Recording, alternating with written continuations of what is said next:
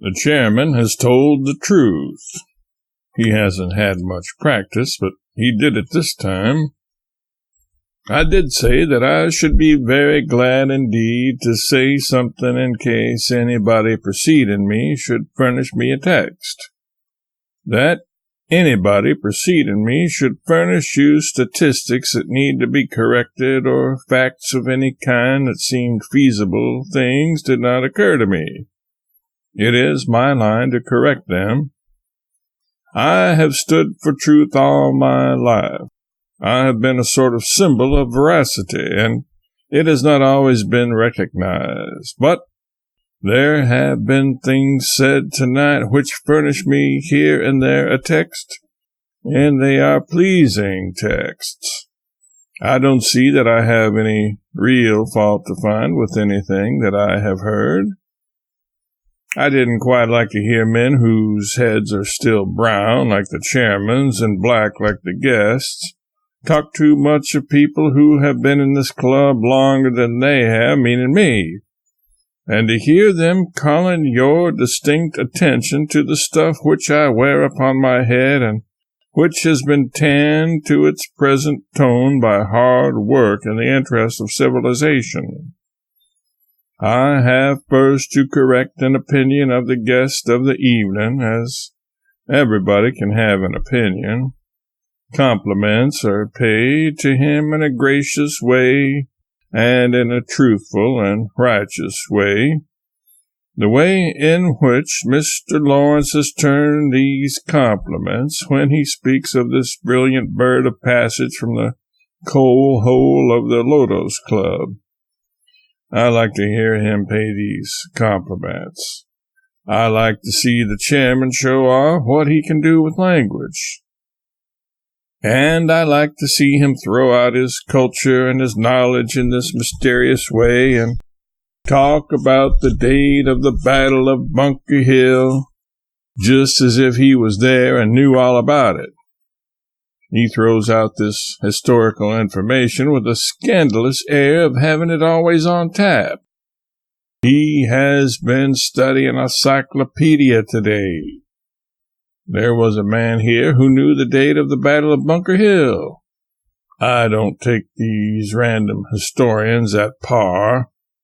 I shall look myself when I get home and see if they're right. Why, General Porter stands up here, and he also throws out very nice things, and sometimes they suggest Wagner's music from the pen and point of view of Bill Nye. Bill Nye said that he had heard that Wagner's music was better than it sounded. You can take what General Porter says in the same way.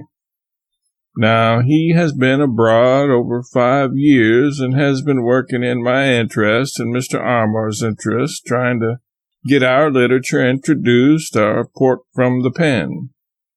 Well, that is a good thing to do, and he has been and is working very hard and has done admirably well. He has sold more than 40 copies of my works in France every year, and it was only half that when he went away. He has done exceedingly well. We have never had a representative there who has done his work more to my satisfaction than General Porter. I saw him put to a test one night that would have taxed any other man severely. He saw it through, and I should tell you about that for his everlasting credit. 15 or 25 years ago, the Fellowcraft Club was formed. They had 65 members, and they held one meeting very successfully that I remember. At this meeting, Mr. Gilder was chairman, and just for fun I made a proposition. I got Major Pond to say to Mr. Gilder that there was a young man here from down south who had a plan by which he proposed to teach young men how to make after-dinner speeches without any preparation. He would teach them how to choose any subject, take any text, and speak to that text without embarrassment of any kind. Mr. Gilder didn't want to introduce this young person, but he was persuaded to do so.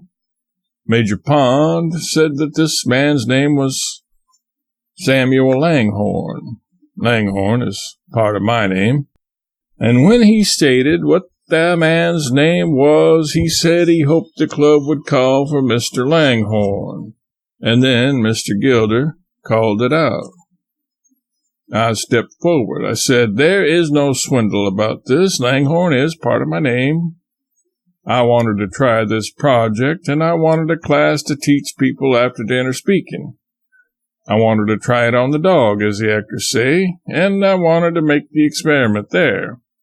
My scheme was this, and it is based on this, that as a rule, after-dinner speeches seem to me to consist of anecdotes and remarks attached. From observation, it seemed to me that the anecdotes are made for the speaker, and just this. A man gets up on his feet to make a speech, and he talks along and talks very handsomely. Presently, he approaches an anecdote. You can see it in the air, you can smell it, and presently he says, "Now, how felicitously what I have just been saying is illustrated in the case of the man who," and then he tells the anecdote, and those people are caught, and they laugh, and the thing goes off, and it doesn't occur to them that that anecdote didn't illustrate a thing. But that doesn't matter. He talks along. Presently, he brings out another anecdote, and they still didn't notice that it doesn't illustrate. And the man goes on and takes out these anecdotes, and the people go home. And after all, his anecdotes never illustrated anything he had to say. And then I got those people to give me a text to show them what I could do with it. And I asked them to send around a hat and have everybody propose a text. I said it would make no difference what the text was. One was just as good as another on this plan. And after that, they sent the hat around, and somebody reached in and got one out. The text I got was portrait painting. Well, it wasn't much of a text, considering what I knew about that subject, but I said that would do. One was just as good as another. And then I began to deliver the facts and the history about it, starting back to the primeval man who sketched the mammoth and so on, and every now and then I dropped in an anecdote. I always said, "You can see how felicitously what I have just said is illustrated in the case of the man who," and I went right along. Now you see the whole scheme. Everybody here ought to be able to act on this line. He must have his anecdote ready, and he must always remember to say, "You see how felicitously this is illustrated in the case of the man who." There wasn't a man there who got through his speech because he never got to an anecdote without all those people jumping in to help him out, until it got to General Porter. And General Porter stood up there and told 19 anecdotes. They tried to shut him off, to shout him down, but they couldn't do it. He introduced each one by saying, "You see how felicitously what I have just been saying is illustrated in the case of the man who." There never was so much courage exhibited. He took a text himself that truth is stranger than fiction. He didn't illustrate it in a single instance. He always said he did, and it always carried, and he finished most happily. Now all the anecdotes had been told before, taken from here and there, and General Porter said it was true from his own personal experience. He said he made a voyage across the Atlantic, a very stormy voyage. You see how he handled the thing, and he had the people's hair standing on end about the dangers. And he got up on that, and that the ship was leaking, and they had to keep at the pumps all the time, day and night, all the way. And then he wound up, "Why, we pumped the Atlantic Ocean through her 16 times. That was his idea of truth being stranger than fiction. Everybody could see that it was. I have immense admiration for General Porter. I have more admiration for him than for the tax assessor of Tarrytown. The tax assessors of Tarrytown understand their business better than anybody else. There are Tarrytown people here tonight. The way those tax assessors work is that in order to verify their figures, they find out what the fellow is worth and multiply it by 57. They would tax Porter on his personal appearance if he lived there. Oh, I am going to have a time up there. I'm up there and I've got to put an addition on that place. I've got to get a chicken coop, and you can't have a chicken coop in Tarrytown without risking something. I'm going to build that one of chilled iron. I'm going to save the coop itself when the assessor comes. I don't propose to get taken up. It is a great place. I am enjoying the prospect of going there. I haven't got there yet. It is a great place. It has a lower death rate and a higher tax rate than any place on the civilized globe. But I welcome General Porter back to his native shore. I welcome him with all my heart.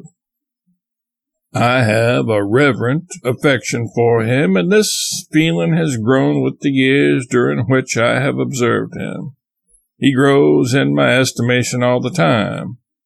I have a great opinion of his abilities, and a great opinion of his career as he has made it, and great hope that he will make it greater in the future. And if next time I don't have an opportunity to vote for Theodore Roosevelt for president, I hope to vote for Porter.